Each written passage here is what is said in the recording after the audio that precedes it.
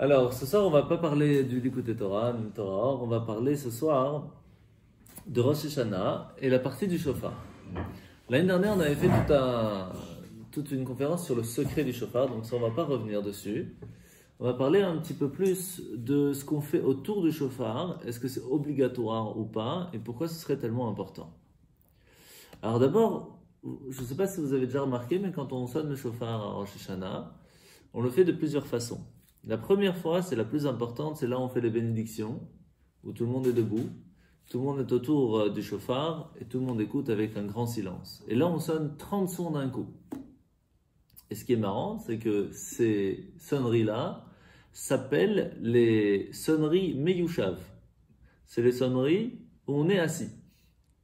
À la différence que quand on est à Moussaf, où là il y en a qui sont fatigués et qui restent assis, c'est là qu'on appelle ça les tkiyot meumad. C'est là où on doit être debout. Donc c'est exactement l'inverse. Alors, premièrement, qu'est-ce qui se passe quand on va sonner du shofar? Qu'est-ce qu'il y a de spécial? Pourquoi on doit spécialement les réécouter encore à Moussaf? Est-ce que c'est obligatoire? Est-ce qu'il y a des versets qui sont liés à cela? Et pourquoi? La première base, c'est qu'il faut savoir que quand on va faire Moussaf, donc quand on fait la deuxième partie après la sonnerie du shofar, on va encore sonner du shofar, on va le faire en 3 fois. Donc on ne va pas sonner 30 sons d'un coup, on va lire un passage, puis sonner du shofar, lire un autre passage, puis sonner du shofar, puis lire encore un autre passage, et après encore sonner du shofar. 3 fois comme ça. Et après, à la fin, on refait encore une dernière. Pourquoi découper en 3? Alors on sait que quand on va lire le texte de Moussaf, ce serait bien un jour de vraiment prendre le temps de décortiquer la prière de Rosh Hashanah Kippour, mais bon, ça se fait en année, pas en semaine, mais faut bien commencer. C'est qu'en fait, il y a 10 versets de la Torah qu'on ramène qui sont liés à la sonnerie du shofar qu'on est en train de sonner. Et ce, de 3 façons différentes. La première, c'est ce qu'on appelle les... Où est-ce qu'il est? Malchouyot, oui, c'est bien ça. Malchouyot. Malchouyot, ça vient du mot meler, qui veut dire la royauté. Donc la première base, c'est qu'on dit à Hachem, on est en train de sonner du shofar pour te redonner ta place en tant que roi. Parce qu'il y a un certain moment dans l'année, on a oublié que c'était le roi. Et au point même qu'on pourrait se dire, il n'y a même pas de roi, carrément. On peut faire ce qu'on veut, il n'y a pas de loi. On fait... Alors le jour de Rosh Hashanah, on sonne du shofar et on est prêt à écouter le shofar et on accepte ce shofar en disant ces versets, en disant oui, Dieu c'est bien notre roi et on te remet au-dessus de nous. Première partie du shofar. Deuxième partie du shofar, zikaron. Zichronot, ce sont les rappels. Les rappels de quoi? Tout simplement que on est un peuple ensemble, une communauté. Et que ce jour-là, on est tous jugés ensemble. On doit se rappeler de ce jour si spécial et on sonne du shofar pour ça. Alors après, on va répondre quel rapport avec le shofar. Et la troisième, la base, le shofar. Les 10 versets qui parlent du shofar dans la Torah et on sonne du shofar. Ça reste très très très vague cette histoire. C'est quoi cette histoire de roi? Pourquoi il faudrait sonner du shofar? Pourquoi est-ce qu'on doit se rappeler vraiment de quoi? Quel rapport avec le shofar? Et qu'est-ce que c'est le shofar? Pourquoi on doit sonner spécialement? Alors d'abord, avant de commencer, est-ce que la mitzvah du shofar, c'est une mitzvah de la Torah ou c'est les sages qui nous l'ont demandé? Les sages. Ah, on a une marloquette. Alors c'est bien, parce que c'est ça la réponse, c'est marloquette. En fait, c'est toujours comme ça. Vous connaissez l'histoire de Shavuot? On arrive à Shavuot, on va bientôt lire les 10 commandements, et donc il y a les Sefs qui disent non, il faut rester assis, les Ashkénazes, il faut rester debout. Alors ils vont voir l'ancien qui est là depuis 100 ans dans la synagogue et dit comment on faisait il y a 100 ans? Il dit mais on faisait comme maintenant, on se disputait. C'est ça la coutume. La mitzvah du shofar. Oh, bien fait, Kalakavad. C'est de la Torah, bravo. La mitzvah de sonner du shofar à Rosh Hashanah, c'est écrit clairement dans la Torah qu'on doit sonner du shofar. À ce point que tout le monde doit écouter le shofar sans distinction. On doit faire attention que les enfants soient en silence pour pouvoir vraiment écouter comme il faut. Parce que les sons du shofar sont hyper importants. Au point que celui qui sait sonner du shofar, il peut sonner du shofar. S'il ne sait pas sonner du shofar, il ne sonne pas du shofar. On va voir même des détails qui pourraient nous paraître très difficiles. Et il y a des lois qui sont compliquées et il faut les réviser parce que tous les ans, même si on les connaît, on les oublie. Et il y a des détails importants que là que oui et là que non. Chaque année, on apprend quelque chose. Et pourtant, on sonne chaque année. Et il y a quand même encore à apprendre. Toujours et toujours et toujours. Donc ça, c'est la première base. La mitzvah du shofar, c'est une mitzvah de la Torah. À partir du moment où on a compris ça, comment ça se fait que vous aviez aussi raison? La mitzvah du shofar est aussi des rabbanan, est aussi des sages. Alors, si la Torah nous a déjà demandé de sonner du shofar, c'est ça, qu'est-ce que les sages viennent nous rajouter? Parce que c'est quand?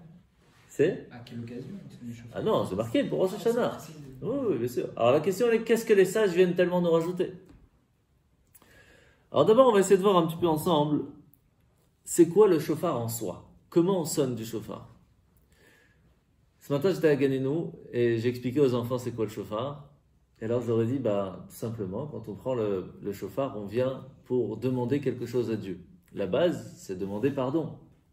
Et alors, c'est un peu comme on demande des bonbons. S'il te plaît, je veux des bonbons. Et alors, on pleure comme ça, s'il te plaît. Et puis après, il nous manque d'air, s'il te plaît. Et puis après, on n'a plus d'air, s'il te plaît. C'est la même chose. Les enfants, ils étaient éclatés. Mais c'est exactement la même chose. On demande à Hachem, s'il te plaît, pardonne-nous. Et là, on est un peu entre les deux. On n'a pas vraiment encore le cœur, mais on commence.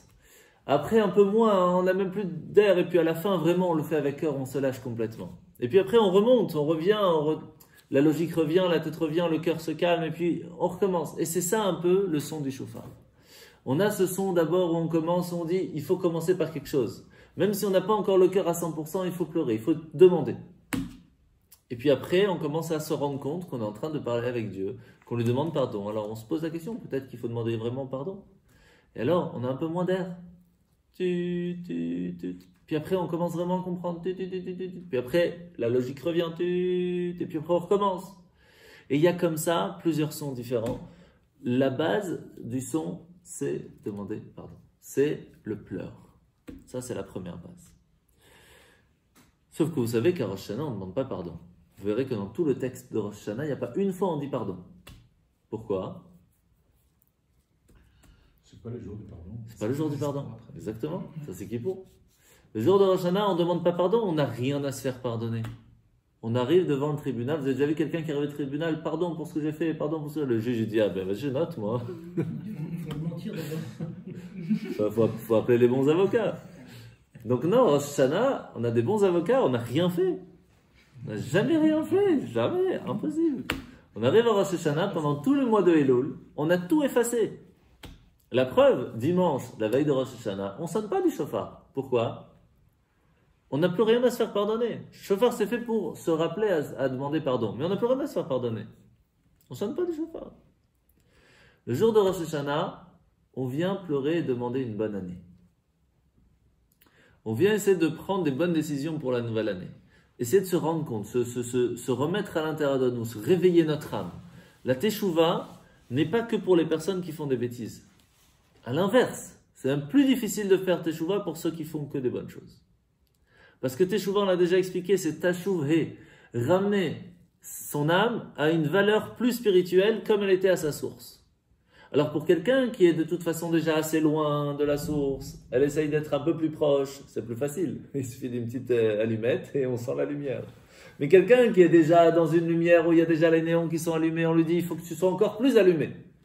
Va trouver des néons qui font encore plus de lumière. C'est plus dur encore. Donc le réveil de Rosh Hashanah, c'est un réveil qui est totalement différent de celui d'Elul. À Elul, c'est plus pour se rappeler la teshuva. Ici, c'est une teshuva plus profonde. Une teshuva de se ramener à un niveau plus grand, plus spirituel, qui est plus difficile encore. Comment on peut arriver à ça? Alors pour cela, on a ces 3 sons. 3 sons de base. Tkiya, Shvarim, 3. Et chacun à son niveau va réussir à arriver au niveau qu'il puisse arriver. En sachant qu'il y a cette histoire très connue d'un sonneur de chauffard qui était un des meilleurs du monde et qui sonnait tous les ans dans la grande synagogue, je ne sais plus où, en Hongrie, en Russie. Et qu'un jour, une année, il a commencé à lâcher un petit peu la Torah et ça a été difficile pour lui de continuer. Mais arrive le jour de Rosh Hashanah, pour lui c'était son jour. Et donc il prend son beau chauffard, il va pour aller à la synagogue et les gens ne peuvent pas lui dire grand-chose, c'est le meilleur sonneur du monde. Et il sonne, première sonnerie, tut, magnifique, un truc qu'on n'a jamais entendu de extraordinaire. Deuxième sonnerie, tut, tut, tut, tut, magnifique. Troisième sonnerie, tut, tut, tut, ça marche pas. Tut, tut, tut, tut, ça marche pas. Qu'est-ce qui se passe? Et il pleure et il dit qu'est-ce qui arrive? Et le Rav lui dit je vais t'expliquer quelque chose. La première sonnerie c'est celle de Avraham. Avraham il a eu Ishmaël et il a eu Yitzhak. Donc si quelqu'un il sonne cette sonnerie, il a la possibilité d'être comme Yitzhak, quelqu'un d'extraordinaire, ou comme Ishmaël qui a fait des bêtises. La deuxième sonnerie, celle d'Yitzhak, qui a eu 2 enfants. Esav, Ishmaël, et Esav et Yaakov. On peut être comme Yaakov, on peut être comme Esav. Mais Yaakov, il a eu les 12 tribus. Que des tzadikim. Si on n'est pas en soi un tzadik, elle ne sort pas. Ça ne sort pas. Ça l'a tellement remué qu'il a fait une teshuva complète. Et il a dit, mais quand est-ce que je vais pouvoir savoir si ma teshuva est acceptée? Il dit, quand ta 3e sonnerie sortira, c'est que c'est bon. Et c'est ce qui s'est passé. La sonnerie du chauffard, c'est pas juste une sonnerie. Ça doit être quelque chose qui sort du cœur. Je vais vous dire mieux encore. Le Baal Shem Tov avait dit une fois à un de ses élèves, je crois que c'est le Maguid de Mezrit, je ne suis pas sûr. Il lui avait dit une fois, cette année c'est toi qui sonnes le chauffard, je vais te donner les textes précis de la Kabbale qui vont te donner à quoi réfléchir et quoi penser pendant le moment du chauffard pour que tu fasses et puisses ouvrir les portes du ciel pour la nouvelle année.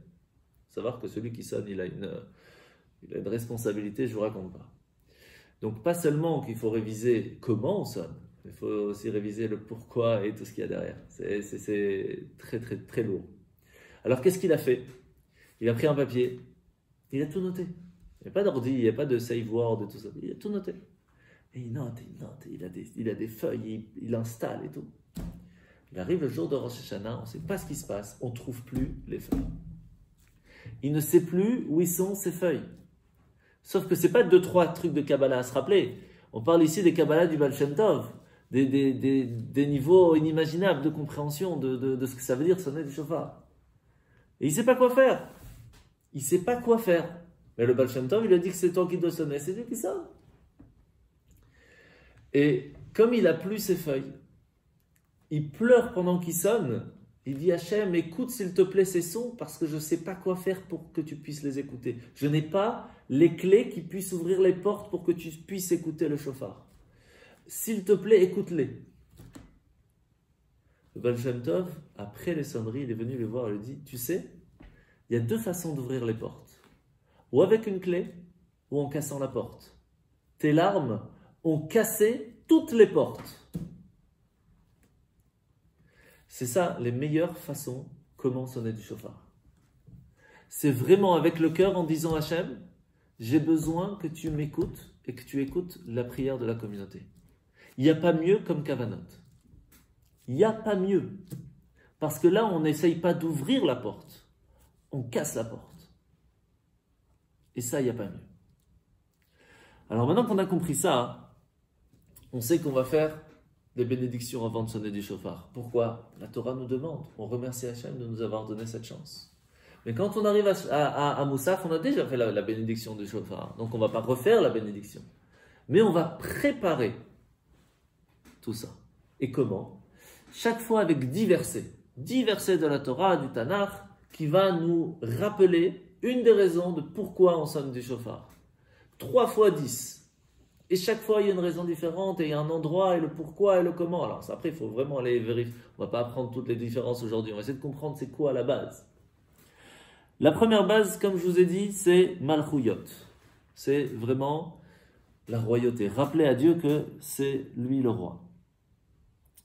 Alors la première question qu'on va se poser, avant même de comprendre un peu c'est quoi ces versets, c'est est-ce que ces versets sont importants? Importants à quel point? Et est-ce qu'ils sont vraiment obligatoires? C'est-à-dire que si je vous dis par exemple, quelqu'un qui vient, qui écoute le shofar, d'accord? Il n'a pas lu ces versets. Est-ce qu'il est quitte d'avoir écouté le shofar? Oui. Vous êtes sûr? C'est pas ce que Rachid dit. Tant pis. Heureusement qu'il y a Tosfot. On va voir. Vous allez voir que la Gemara Rosh Hashanah nous ramène une phrase qui fait très peur. Très très peur. Tkiyot u brachot shel Rosh Hashanah me'akvot zo et zo. Im birech velo taka, lo yatsa. Ve'im taka velo birech, bon direct. D'abord, on va essayer de comprendre. Qu'est-ce qu'on vient de dire en hébreu? La Gemara nous dit, le Talmud nous dit, les tkiyot, les sonneries, et les bénédictions qui ont avec tous les psukim qu'on doit dire, sont liées au point qu'elles se doivent d'être ensemble. S'il y a un des deux qui ne va pas, il y a un problème. Alors pour l'instant, clairement c'est écrit, celui qui a fait que les psukim, c'est-à-dire qu'il a lu, mais il n'a pas sonné le shofar, il n'est pas quitte de shofar. Ça, on peut comprendre. La base, il faut l'écouter. C'est comme quelqu'un, il dit, moi je fais la bénédiction des tefilines, mais je ne fais pas les tefilines. Je fais la bénédiction d'allumer les bougies, je n'ai pas allumé les bougies. Tu n'as pas fait la mitzvah. Jusque-là, on peut comprendre. Mais il faut aussi essayer de comprendre pourquoi c'est tellement important. Qu'est-ce qu'il y a de tellement important là-dedans? Première chose, la Gemara nous dit, Maïta Ama, c'est quoi la raison? Amar Rabba nous dit, Amar Akadosh Baruch Hu imru lefanai berosh Hashanah malchuyot zichronot veshofarot ubame beshofar. Ça veut dire, Dieu nous dit clairement dans la Torah, vous devez devant moi, le jour de Rosh Hashanah, me prouver que je suis votre roi, que vous vous rappelez et que vous avez le shofar. Comment vous me rappelez tout ça? Grâce à la sonnerie du shofar. Alors comment on explique cette partie?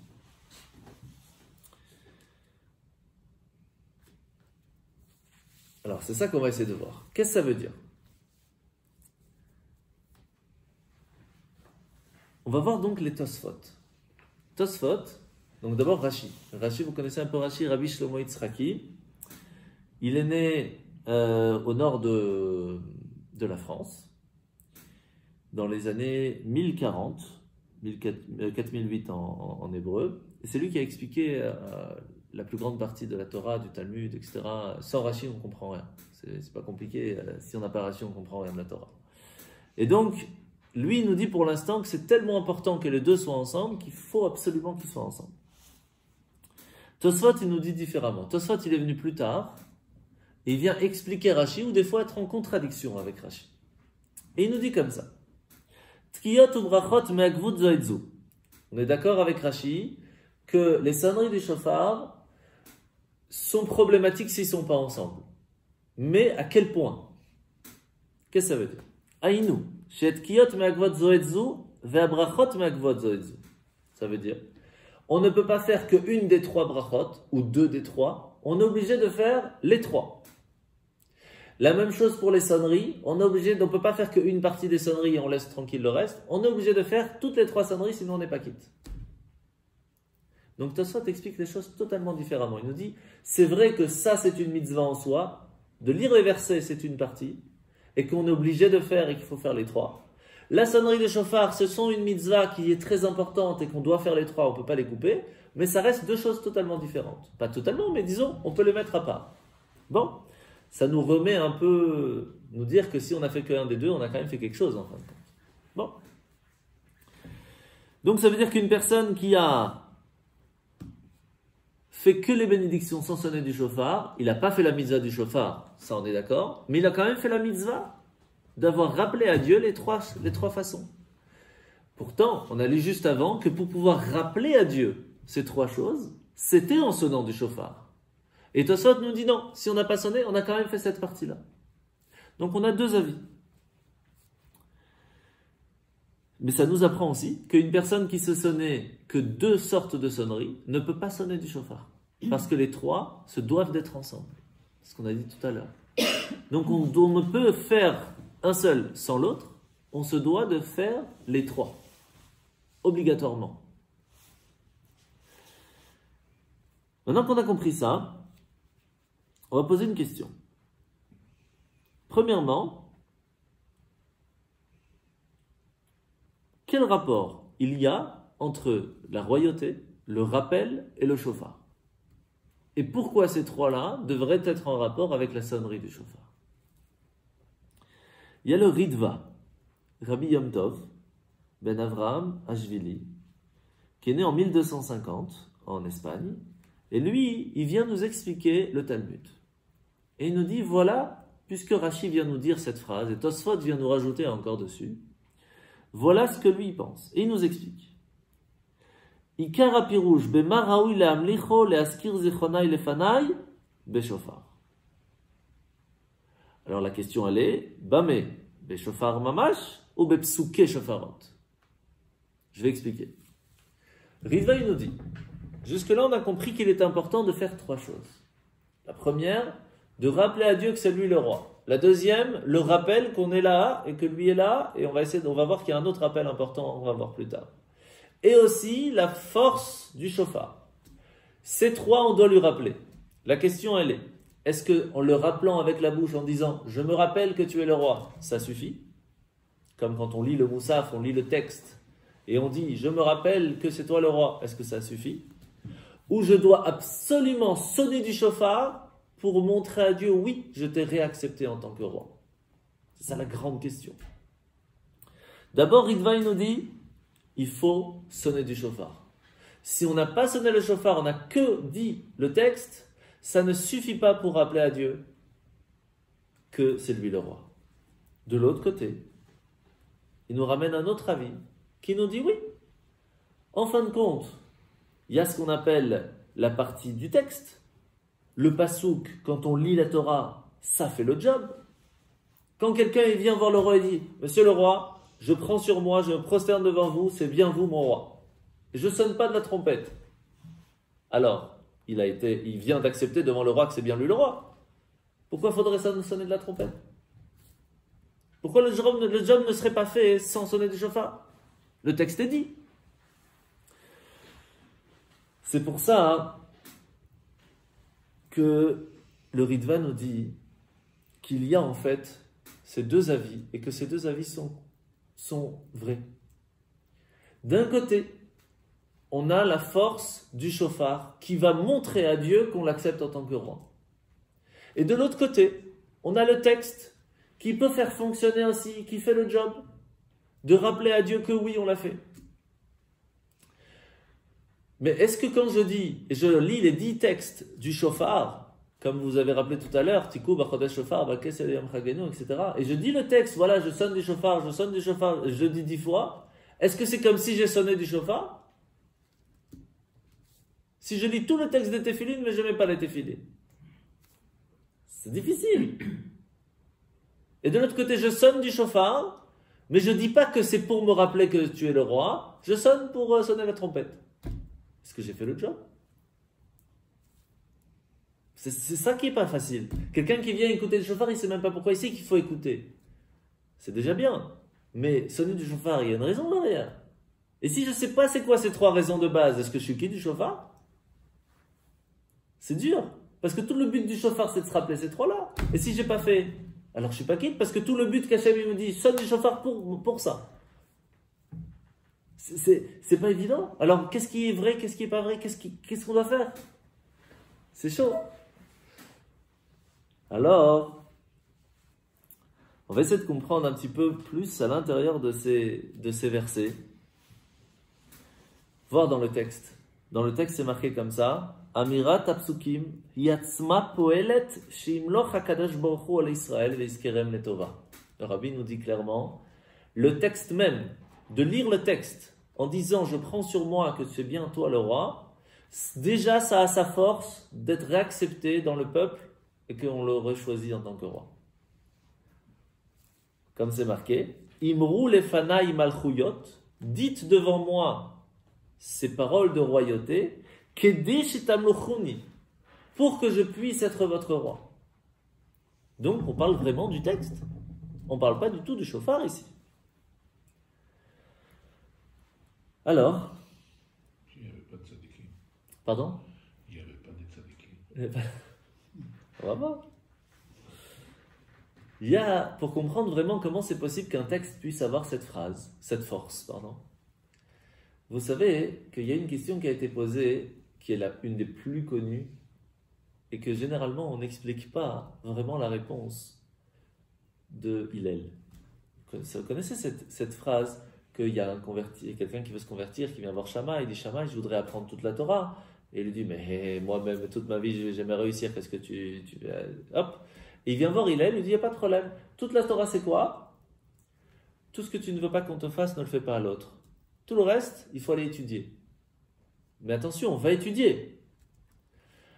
Généralement, on s'arrête à tout ce que tu ne veux pas qu'on te fasse, ça c'est toute la Torah. Et on ne dit pas la fin de la phrase. Mais la fin de la phrase, va étudier, c'est la plus importante. Pourquoi? Il faut comprendre ici que si déjà le Talmud, quand elle raconte cette histoire, elle dit que cette personne, c'est quelqu'un qui vient se convertir, on ne parle pas de quelqu'un qui connaît rien. On parle de quelqu'un qui a déjà fini toutes ses études pour la conversion, qui fait déjà toute la Torah, qui a quelques minutes avant sa conversion. Elle vient voir Shammai et dit, Shammai, j'ai un problème. Je vais me convertir maintenant, mais je n'aurai jamais la possibilité de faire toute la Torah. Pourquoi? Parce que je ne suis pas Cohen, je ne suis pas Lévi, je ne suis pas premier-né. Et en plus, il y a des parties de ma jeunesse que je n'étais pas juif à ce moment-là, donc je n'ai pas pu faire. Comment je peux, moi, maintenant, réussir à faire toute la Torah? C'est ça la question de cette personne. Et la réponse de Shammai, il dit, mais moi, j'ai la même question. Depuis que je suis tout petit, j'essaye de tout faire, j'y arrive pas. Comment tu veux toi faire? Alors, quelle est la réponse de Hillel? Est-ce que Hillel l'a consolé? Hillel, oui. Il dit, je vais te dire une chose. La base de tout, c'est ne fais pas à l'autre ce que tu ne veux pas qu'on te fasse. C'est la Havat Israël. Aime ton prochain comme toi-même. Pourquoi? Eh bien, je vais te dire pourquoi. Un Kohen vient, il a besoin de ton aide pour pouvoir faire la Berkat Kohanim. Tu l'aides d'une façon ou d'une autre. Financièrement, moralement, en l'aidant, en lui amenant son livre, en lui prenant la page, en allant lui laver les mains. Tu viens de l'aider, tu as une part dans la bénédiction qu'il vient de faire, c'est comme si toi tu l'as fait. Tu viens, en tant qu'Israël, de profiter d'avoir fait la mitzvah de Birkat Kohanim. Vous avez un Lévi qui a la possibilité d'aller faire de laver les mains, et vous lui donnez cette possibilité, vous venez de gagner la possibilité de faire en tant que Lévi la bénédiction du Kohen. Vous voyez devant vous un premier-né qui a la possibilité d'être acheté. Vous l'aidez à vous aider le père d'une quelconque façon, en aidant, en achetant un truc, l'homme est chané. Et il fait le pidyon amen. Vous n'avez pas eu de premier-né, vous n'avez pas pu faire le pidyon amen, vous avez aidé ce père à le faire, vous avez participé au pidyon amen, vous l'avez fait aussi cette mise-là. Ah, jusque-là, il a répondu qu'à la moitié de la question. Pourquoi?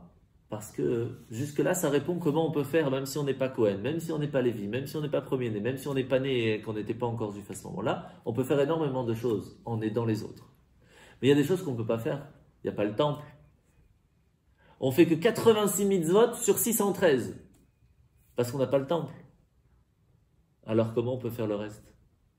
Qu'est-ce qu'il lui a dit, Hillel? Va étudier. Ça veut dire, chaque fois qu'on étudie une partie de la Torah, qui a un rapport avec une mitzvah, c'est comme si on a fait la mitzvah. Vous étudiez sur le sacrifice au temple, les comment on fait, pourquoi on fait, etc. C'est comme si à ce moment-là, vous êtes en train de l'amener ce sacrifice. Et donc en une vie, on peut faire toute la Torah. Oui, on peut.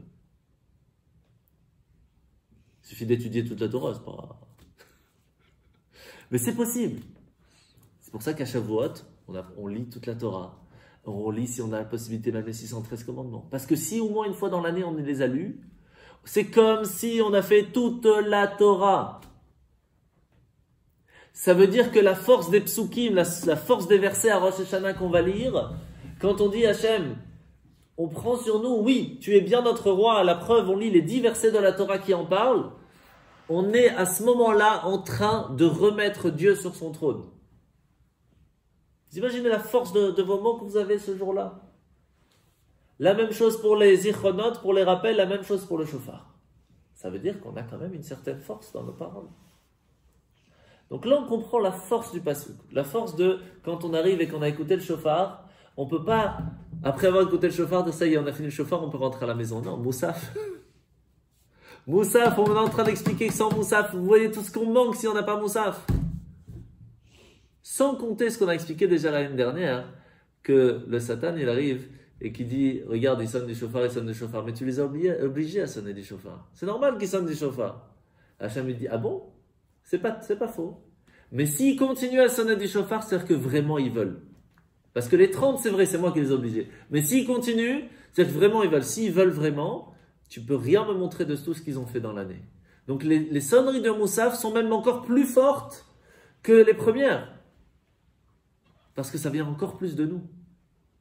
Donc imaginez ce que ça veut dire venir à la choule à Rosh Hashanah sans profiter de Moussaf. C'est une folie. Alors bien sûr, c'est déjà bien de venir, je dis pas, mais maintenant on comprend c'est quoi la force de Moussaf. C'est énorme. Ok, on va pas aller trop loin, sinon les gens ils vont plus venir du tout. Donc maintenant on a compris. Maintenant, on va essayer de comprendre alors la force de la sonnerie. Qu'est-ce qu'elle a cette force alors? C'est quoi la force de la sonnerie du chauffard? Alors pour ça, on va ramener deux machalim, deux exemples. Un du Baal Shem Tov et l'autre du Rabbi Levi Yitzhak de Berditchev.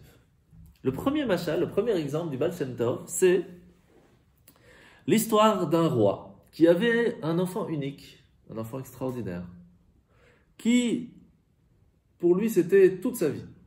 Et il va le choyer, il va lui donner la meilleure éducation, vraiment au top du top.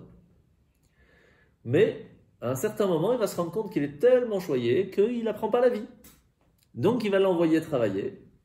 Et par lui-même, le fils, il va aller avancer dans le travail, il va avancer, il va carrément déménager, il va aller dans une autre ville, dans un autre pays. Il va carrément oublier la langue maternelle, tellement il est allé loin. Et au bout de 10 ans, que le père ne sait même plus où il est son fils, le fils se dit, tu sais quoi, je vais rentrer à la maison. Sauf que quand il arrive en ville, il n'arrive même plus à parler avec les gens. Il retrouve difficilement le chemin du palais et il essaye de rentrer, mais il n'a plus les mêmes habits, le même visage. Après 10 ans, il a changé, il ne parle même pas la langue. Il ne peut pas rentrer au palais. Il ne sait pas quoi faire. Et là, il crie, « Papa! Papa! Papa, papa, papa, papa. » Et là, son père, il entend la voix de son fils. Et là, il n'y a rien qui peut aller plus fort que la voix de son fils. Et le père descend, il l'accueille, il l'embrasse, il l'enlace et il le fait rentrer au palais. C'est-à-dire que pour pouvoir vraiment se suffire, entre guillemets, des psukim, des versets, il faut parler la langue. Mais il faut parler la langue de l'âme aussi. Il faut, le jour de Rosh Hashanah, qui peut vraiment dire, moi, quand je lis le verset de remettre le roi sur son trône, je le pense, je le sens, je le vis. Ah, j'aurais bien voulu. Mais c'est difficile. La sonnerie du Rosh Hashanah, la sonnerie du shofar, elle est là pour dire, papa, on est là. L'année s'est passée, on n'était peut-être pas tout le temps là, mais on est revenu, on est là. Ça déchire. Et ça déchire tout. Et cette sonnerie de chauffard ne doit pas être que du chauffard, elle doit être du cœur. C'est pour ça que celui qui sonne du chauffard, il y a, comme je vous ai dit tout à l'heure, il y a la partie Kabbale, la partie des kavanotes qu'il faut réfléchir, mais il y a la partie du cœur qui doit sortir. Et ça, c'est la plus importante. Ça, c'est la sonnerie du chauffard qui rappelle « Papa, je suis là ». Et ça, il n'y a aucun verset, aucune compréhension, aucune logique qui peut aller plus fort que cette sonnerie. C'est pour cela que, même si on a lu tous les versets, toute la prière, si on n'a pas sonné, on n'est pas quitte. Parce que c'est ça, Rosh Hashanah, en fait. Donc là, on a compris ce que le Baal Shem Tov nous explique. Le Rabbi Levi Yitzhak de Berditchev, il nous ramène un autre machal, tout aussi joli. Il dit, c'est l'exemple d'un roi de chair et de sang qui se balade dans la forêt, qui se balade et qui à un certain moment se perd. Il ne retrouve plus son chemin. Et il cherche son chemin, il ne trouve pas. Alors il ne sait pas quoi faire. Et il voit des gens, et quand il leur parle, ils ne parlent même plus la même langue. Tellement il est parti loin dans la forêt qu'il a carrément changé de village. Et ils ne le connaissent pas. Surtout qu'avant il n'y avait pas WhatsApp, donc ils n'avaient jamais vu le roi. Donc il dit, chez moi le roi. Il dit, le roi de quoi? Le roi de la forêt. Rentre chez toi. Et même pas il aide, rien du tout. Il cherche, il avance. Jusqu'à qu'à un certain moment, il entend une petite musique. Il y a quelqu'un qui fait de la flûte. Magnifique. Il avance, il va trouver cette personne. Il dit, bonjour, monsieur le musicien, est-ce que vous me reconnaissez? Et comme ce musicien avait déjà chanté et avait déjà joué au palais, il reconnaît le roi. Majesté, qu'est-ce que vous faites ici? Je suis perdu, je ne sais plus quoi faire. Majesté, venez chez moi à la maison, que vous puissiez vous laver, que vous puissiez manger quelque chose. Et il l'installe chez lui, il lui donne à manger, à dormir. Et le lendemain, il le raccompagne au palais. Et il a eu le temps de discuter avec lui, de voir qu'en fin de compte, ce musicien, c'est vraiment quelqu'un de généreux, de sympathique, d'intelligent. Et alors il lui dit, tu vas être mon musicien et même mon conseiller personnel, puisque tu as fait cette tellement grande bonté que tu as eue envers moi, je voudrais que tu restes à mes côtés. C'est comme ça qu'il déménage avec sa famille au palais et que tout se passe bien pendant plusieurs années. Sauf qu'un jour, ce musicien fait une bêtise qui devrait lui coûter la vie. Une grosse bêtise. Et le roi arrive donc au jugement. Et vu les circonstances, il n'a pas le choix que de le condamner.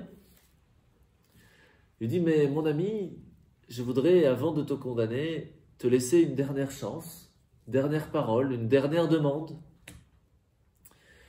Il lui dit, je voudrais pour une seule chose, c'est qu'on fasse, vous me donnez le jugement demain, pas aujourd'hui, et que demain, pour le jour du tribunal, vous soyez habillés de la même façon que vous étiez au moment de la forêt lorsque je vous ai retrouvé. Et moi, je serai habillé de la même façon et je chanterai la même musique que ce jour-là. Arrivé le lendemain, lorsqu'il entend cette musique, qu'il a sauvé ce jour où il était totalement perdu, il se rappelle de tous les bienfaits qu'il lui a rendus, qu'il l'a choisi, qu'il lui a aidé, qu'il l'a ramené à son palais, qu'il l'a remis sur son trône, qu'il lui a redonné la possibilité d'être le roi. Et il déchire le décret et il le laisse. Eh bien, il faut savoir que le jour de Rosh Hashanah, on fait exactement la même chose. Pourquoi? Et c'est là que vous allez comprendre c'est quoi ce rappel qu'on a expliqué, les 10 versets de rappel. On va revenir au temps du don de la Torah. Le don de la Torah s'est passé de quelle façon?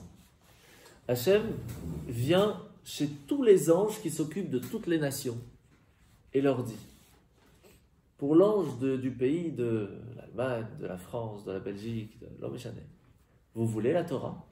Il dit, ça dépend, il y a quoi écrit dedans? Ah, il ne faut pas faire de guerre. Mais tu rigoles, comment on fait pour conquérir? Prends pas la Torah. Alors il va voir un autre. Vous voulez la Torah? C'est bon, et qu'est-ce qu'il y a écrit dedans? Il ne faut pas voler. Et comment on fait le business? On ne veut pas la Torah. Il va chez un autre. Il ne faut pas tuer. Et comment on fait? Ça ne marche pas, c'est pas possible. Peine de mort, obligé. Et comme ça, il fait les 70 nations, il fait le monde entier. Personne ne veut de la Torah. Il arrive devant le peuple d'Israël et il leur dit, écoutez, j'ai demandé à tout le monde. Il n'y a personne qui m'accepte en tant que roi. Personne ne veut de ma Torah. Personne ne veut écouter mes lois. Je ne sais plus quoi faire. Si vous n'acceptez pas la Torah, je vais être obligé de détruire le monde. C'est vraiment ce qu'il a dit à ce moment-là. Je ne sais pas si vous savez, mais quand on a reçu la Torah, il y avait la montagne qui était sur la tête du peuple juif. Il leur dit, si vous acceptez, tant mieux. Vous acceptez pas, je détruis tout. Je n'ai plus aucun but dans ce monde. Et ce n'était pas évident pour le peuple juif. Parce que, vous savez, souvent on pose la question, on dit, oui, mais c'est facile. Parce que le peuple juif, il n'a pas demandé qu'est-ce qui est le plus difficile. Mais s'il aurait dit, attention, il faut faire Shabbat, et attention, il y a Kippour, attention, il y a Sukkot, c'est galère, attention, et peut-être qu'on n'aurait pas dit oui. Ah, alors c'est normal que les autres, ils ont dit non, parce qu'il leur a dit la chose la plus difficile pour eux. Et le peuple juif, la chose la plus dure pour le peuple juif, c'est de faire sans comprendre. Ça, il n'y a pas plus dur. De dire à quelqu'un, tu fais. Pourquoi? Fais. Ça, il n'y a pas. Peuple du livre. On veut tout savoir, on veut tout comprendre. Il n'y a rien. Rien à faire. Qu'est-ce qu'on a dit à ce moment-là? On n'a pas dit qu'est-ce qu'il y a dedans. On a dit, Hachem, c'est toi notre maître. C'est toi notre roi. Naase venishma. On te fait confiance totale. On fait. Après, par contre, sache qu'on va l'étudier. On va aller savoir pourquoi. Mais d'abord, on fait. Hachem, il était tellement soulagé qu'à ce moment-là, il a été accepté en tant que roi. Il a pu s'asseoir sur son trône. Il a eu vers où se mettre. Il a eu quelqu'un, un peuple à qui régner. Quand on arrive à Rosh Hashanah, on sonne du shofar. Pourquoi? Parce que quand on a reçu la Torah, il y a eu le son du shofar. Comme ça, c'est marqué. Et quand il y a eu ce son du shofar, on a accepté Dieu en tant que roi alors que tout le monde l'a mis dehors. Et bien à ce moment-là, le jour de Rosh Hashanah, on dit à Hachem, tu te rappelles, toute l'année, on n'a peut-être pas fait toute la Torah que tu nous as demandé. C'est vrai, peut-être. Tu n'es peut-être pas au top. Mais rappelle-toi, le jour où tu nous as demandé d'accepter ta Torah, personne n'en a voulu. Et nous, on a dit, ok, on va prendre. Alors, d'accord, on n'a pas réussi au top, mais on l'a prise. On essaye. On fait, on t'a accepté. Rappelle-toi de ce moment-là. Et si tu te rappelles de ce moment-là, quand on sonne du shofar, tu vas te rappeler qu'on a fait un effort que personne des autres nations n'a jamais fait. Et donc tu seras très gentil avec nous. C'est ça qu'il faut réfléchir quand on fait les deuxièmes sonneries du shofar. Et là, c'est très fort. Maintenant qu'on a compris ça, on comprend pourquoi est-ce que c'est important de sonner du shofar et quelle est la force. Le premier, de ramener Dieu en tant que roi, ça c'est le premier mashal du Baal Shem Tov. Le deuxième, le rappel du don de la Torah, le deuxième mashal. Et ça, c'est les deux de base. Les deux de base, Malchuyot et Zichronot. Alors, il reste le troisième. C'est quoi le troisième? C'est sonner le shofar. Simplement sonner du shofar. Pourquoi? Alors, on va voir ce qui est marqué dans le Likutei Sichot du Rabbi. Il est marqué comme ça. Shnei inyanim d'amlachat hakadosh baruch hu v'alat zichronot letova naasim bepoel al yedei hashofar. Comme on a dit juste avant, les deux choses de base, de ramener Dieu sur son trône et de rappeler le don de la Torah, c'est en sonnant du shofar. Pourquoi? Parce que shofar dugmat hatzaaka bekol pashut. Simplement de sonner du shofar avec une voix simple, sans parler, sans expliquer, juste tut. Il n'y a pas plus simple que ça, c'est le cri qui vient du cœur. Et ça, c'est en fin de compte le plus important. Alors, si c'est comme ça, pourquoi est-ce qu'on a besoin de sonner une troisième fois? Et surtout, si vraiment on a sonné du shofar avec tout ça, pourquoi on devrait le dire? Pourquoi on devrait dire les versets? Parce qu'en fait, vous vous rappelez qu'on a expliqué au tout début, on a posé la question, est-ce que la sonnerie du shofar c'est de la Torah ou c'est des sages? Et on avait les deux, la Torah et les sages. Alors qu'est-ce qu'ils viennent nous rajouter les sages? Eh bien on a la réponse. Les deux premières sonneries du shofar et la troisième, les trois sonneries de base du shofar, Hachem nous a demandé dans la Torah. Ça, il n'y a rien à faire, c'est de la Torah. Écoutez le shofar, même si on n'a rien compris, ça c'est la Torah. Les sages nous disent, c'est bien d'écouter le shofar, c'est bien de faire la tradition. Mais si on n'a pas compris le pourquoi du comment, c'est un problème. C'est pour cela qu'il faut lire les textes qui vont en rapport à le pourquoi on sonne le shofar. Et si tu lis ce texte, tu comprendras le pourquoi. Et si tu comprends le pourquoi, ça même quand tu vas sonner, tu vas le sonner différemment. Et ta sonnerie aura plus de sens. C'est pour cela qu'il est important, et c'est pour cela que Rashi nous dit, oui, faire que sonner, sans comprendre, sans avoir lu les versets, t'es pas quitte. T'es quitte d'après la Torah, oui, mais d'après les sages, t'es pas quitte. Parce que t'as pas compris.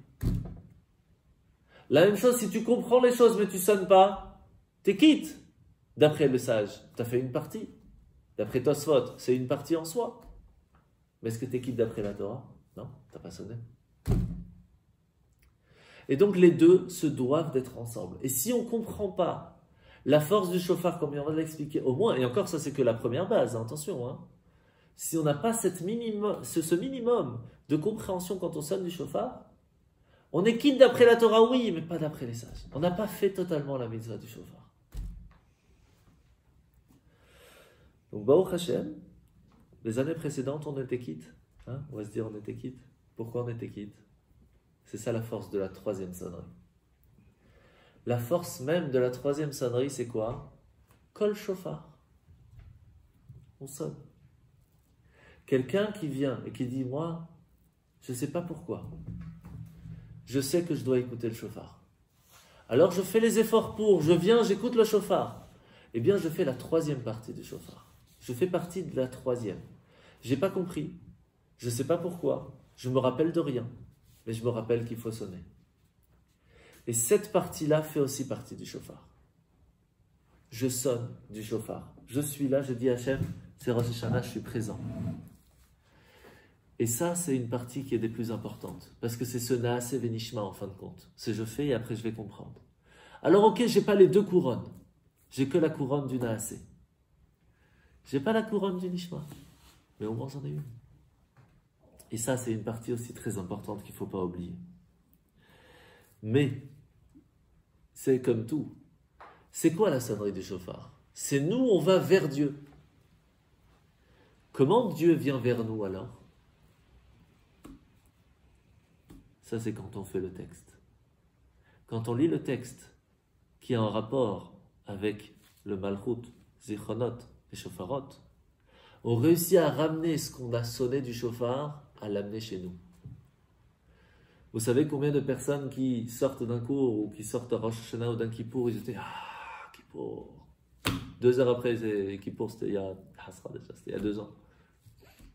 C'est fini. Pourquoi? Parce qu'ils ont sonné du shofar. Ils sont allés vers Dieu. Et ils sont revenus sans rien. Si on n'a pas cette étude de la Torah derrière, si on n'a pas réussi à mettre un peu de cœur, si on n'a pas de compréhension, si c'est pas ancré à l'intérieur de nous, on peut sortir du Rosh Hashanah et dire cette phrase que tout le monde dit. Rosh Hashanah est passé. Ça y est, c'est passé Rosh Hashanah. Kippour est passé. Kippour est fini. Ça veut dire, c'est passé. Le train est passé. Le train s'est arrêté, il t'a donné quelque chose. Non, le train est passé. Le TGV est passé, j'ai vu le TGV il est passé. C'est dommage qu'il n'y ait pas d'arrêt de temps en temps pour sortir quelque chose du train. On a la chance de pouvoir parler avec Hachem. Le jour de Rosh Hashanah, de pouvoir tout prendre. Tout. On peut tout avoir Rosh Hashanah. Même quelqu'un qui n'a pas la possibilité physique d'avoir des enfants, elle peut changer le destin et avoir des enfants, alors que ce n'est pas possible physiquement. Sarah Imenu, Chana, Yosef, il sort de prison, Rosh Hashanah. Je ne vous raconte pas tout ce qui se passe à Rosh Hashanah. On peut tout changer, on peut tout avoir à Rosh Hashanah. Et pourtant, ça peut passer. Et quand même, attention, il y avait le contrôleur qui était là, attention. Le train passe. Attention, poussez-vous des rails. Et tout le monde, attention, c'est Rosh Hashanah. Et on se met à côté, attention, le train passe. Hop, le train est passé. Et Rosh Hashanah est passé. Alors on a fait attention, on ne s'est pas fait écraser, c'est déjà pas mal. Et pourquoi on n'est pas rentré dans le train? Pourquoi on n'a pas pris quelque chose du train? Alors oui, il faut écouter le shofar. Mais oui, il faut aller plus loin que ça. Pas seulement pour celui qui sonne du shofar, ça c'est mon job, ça j'espère, en tout cas si j'ai le temps. Il faut trouver le temps.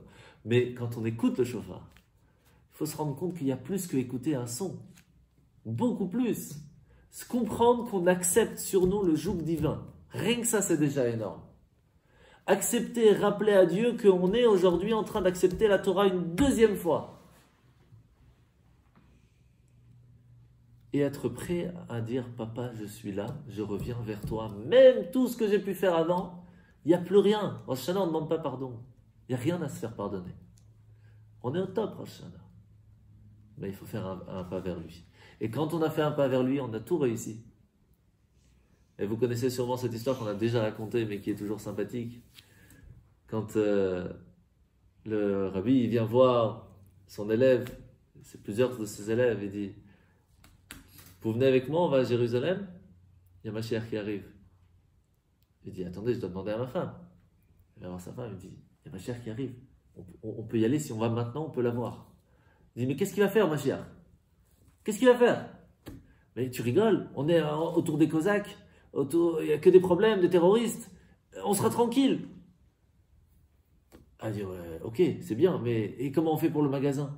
Comment on fait pour l'hôtel? Comment on fait? Mais non, on va trouver là-bas, on va se débrouiller, t'inquiète pas, t'inquiète pas. Il dit, non, j'ai une idée, dis à ton rabbin, que quand Mashiach arrive, qu'il prenne les Cosaques avec lui à Jérusalem, et nous on est bien ici. Elle est connue l'histoire, mais elle est triste. Rosh Hashanah, c'est la même chose. Rosh Hashanah, c'est pas, bon, qui sonne son chauffard et comme ça on peut rentrer. Non, on peut profiter ce jour-là de Rosh Hashanah des choses extraordinaires. Il ne faut pas qu'il passe Rosh Hashanah, il faut le vivre Rosh Hashanah. Alors ça commence à vivre avec la pomme dans le miel, avec les traditions de base, tout ça. Vous imaginez le général d'armée qui dit, bon, tous les soldats, vous prenez une date, allez c'est parti. Et grâce à la date, on va gagner la guerre. On mange, c'est Rosh Hashanah, hop, ils mangent, allez on va gagner la guerre. Vous avez déjà vu une armée comme ça? Là, c'est l'armée d'Israël. On est fatigué, à Rosh Hashanah, on prend une date, on dit, allez, tous les ennemis, Shalom à l'Israël. On espèce quand même. Mais c'est vraiment ça. Rosh Hashanah, on peut retourner le monde. On peut retourner le monde. Il faut se rendre compte qu'on a des outils à Rosh Hashanah qui sont inimaginables. Mais non, Rosh Hashanah, ça passe. Et encore, c'est crevant, c'est fatigant. Il y a 2 jours de suite. Et en plus, il y a Shabbat à côté. Ah, c'est tombé, 3 jours de suite, c'est une tuerie. Et on doit marcher. Et en plus, il va pleuvoir. C'est loin. Saoulant, fatigant. C'est ça Rosh Hashanah. Rappelez-vous ce qu'on a appris la semaine dernière par Parashat Kitavo. Pourquoi on est puni? Parce qu'on n'a pas fait la Torah Besimcha Uvtov Devra. On a la chance de pouvoir avoir les fêtes, de pouvoir parler avec Hachem, de pouvoir changer notre destin, de pouvoir tout demander, de pouvoir tout recevoir, de pouvoir être pardonné. Mais qu'est-ce que vous voulez de plus? Rosh Hashanah. Bezrat Hachem, qu'on puisse avoir un bon Rosh Hashanah, une bonne sonnerie de chauffard, et que tout le monde, et c'est sûr et certain qu'on va tous avoir une Shana Tova Metuka avec Tira Khatima Tova. Amen. Amen. Merci.